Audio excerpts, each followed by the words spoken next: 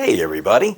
Well, today we're going to take a look at this cool wood mechanical train. It's an electric train set, and it's by a company called Hallisun, even though it doesn't really show it on the box here.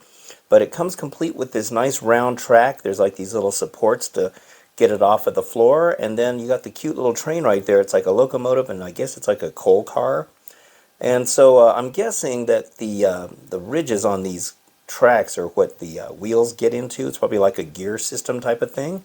But it looks really cool. On the back here, it doesn't really have much. It just has that kind of design on it.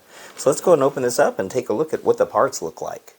Okay, so it looks like it only comes with 5 sheets of parts. And most of that is track that you can see right here. These are all the track pieces. And those other parts are for the supports that hold everything up. So there's quite a few pieces here. There's got to be a track for each wheel, of course. Now, I'm not sure how big around this track is. I guess we'll find out when it's done. There's some more of the support pieces right there. Then here's another part right here. So look at all that. Oh, those are part of the supports. So there's very little that is made here for the train. It's mostly the tracks and the supports. But here's all the train parts.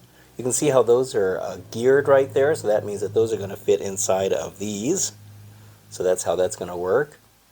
So yeah, it should be pretty fun to build. It kind of looks like a Roker kit, and I wouldn't be surprised if Roker actually makes this kit, but it's just under a different name. Here's a bag of other parts now. So we can see that there's a motor, and then the battery pack. I think this uses 2 AA's, is my guess. The wires don't have the plugs on the end, but it looks like they're going to go in here, and they'll probably crimp in there somehow, is my guess.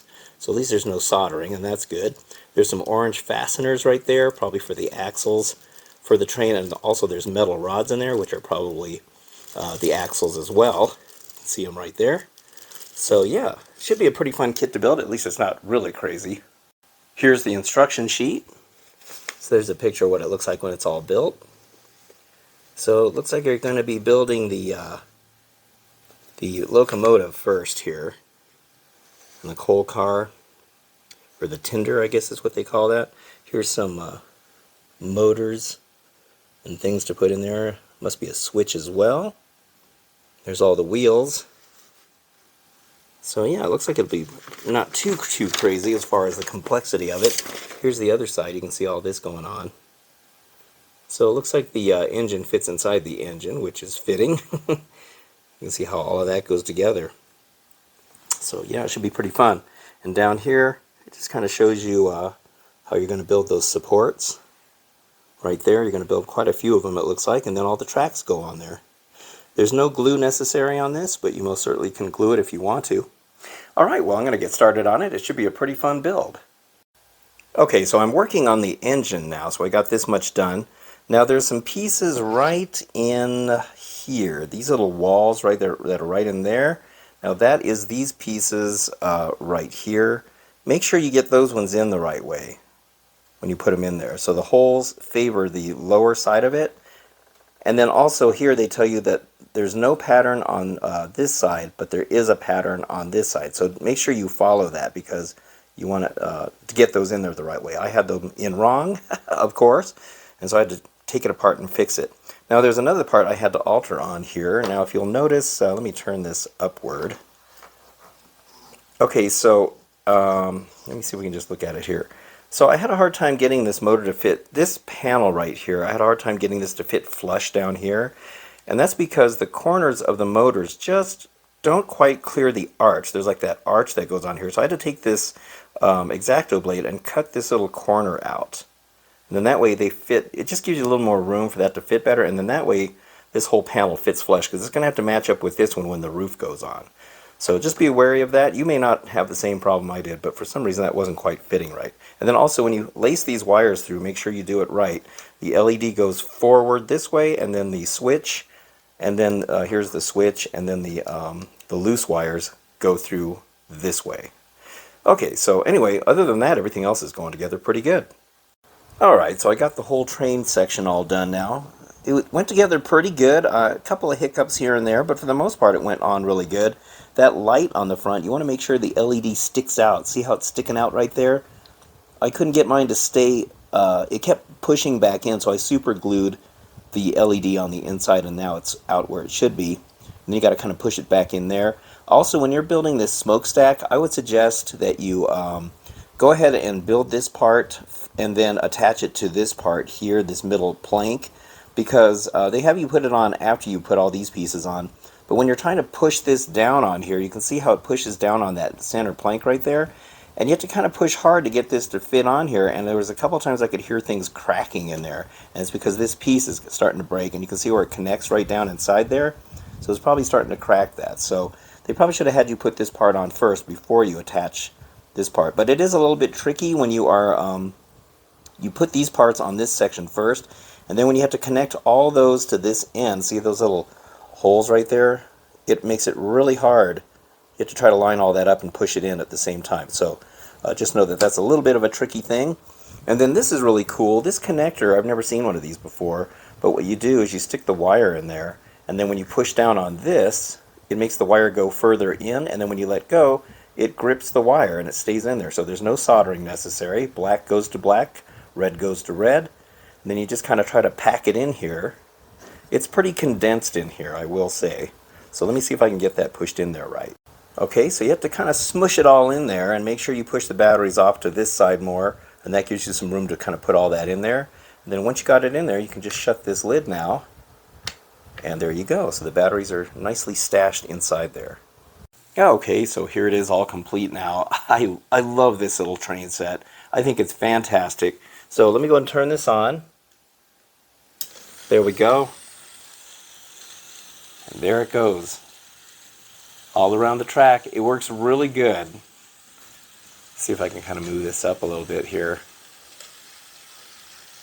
So it goes around the track very nicely. The motor is not too loud. It's got, some sound to it, obviously, but it's not too bad. And it works its way around. Sometimes it might get caught up on one of the little seams like that, where the tracks are getting connected.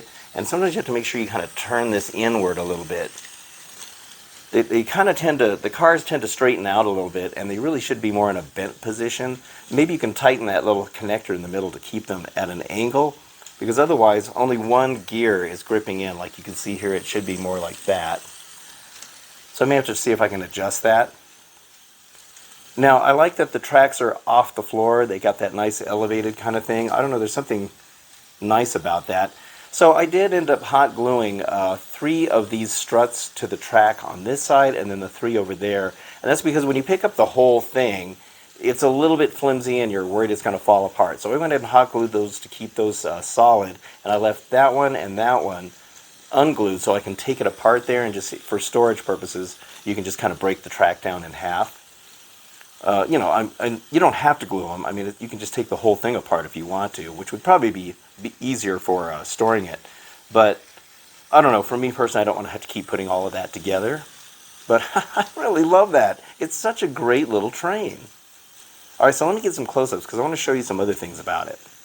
So if we take it off the track here, I just want to show you that on the bottom we have, if I can get it off of here, see these little cylindrical bits right here and right here? So you just stack up a bunch of disc pieces for that.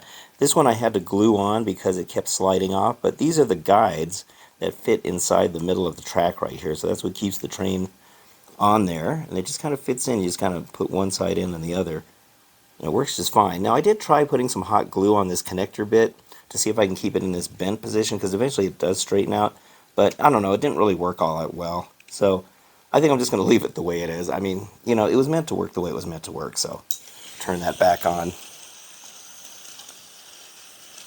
It's very, very cool. So I did measure the width of this track. It's about 30 inches across. So it's a pretty big layout. I mean, it will take up some room.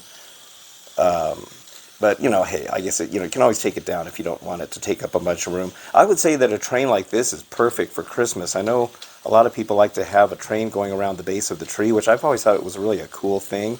And this is definitely something that would be good for that, as long as the base isn't too huge. But I do like it. You'll see there's a red light on the front of the train. That's the LED that's on there. There it is right there. Now I don't know how long these batteries last. See, that wheel always kind of stops moving because of the angle that it's at. Yeah, so I don't know how long the batteries will last. It uses 2 AA's, It'll probably last for quite a while. It's only one motor that's in there. But it's very cool. I love it. This is such a cool little train. I think just about everybody likes a good train set. And it was fun to build. It didn't take long to build it at all. Alright, well that's it for this video. I hope you enjoyed it. If you want one of these, I will put a link in the description for Amazon, and you can get one. I think I paid about $36 or $37 for it. It was on sale. You might be able to get a better deal than I did. But it's not very expensive, and you have the fun of building it and then playing with it afterwards. But alright, well, like I said, thank you very much for watching. I very much appreciate it. Don't forget to hit the like and subscribe buttons if you'd like. Very much appreciate it.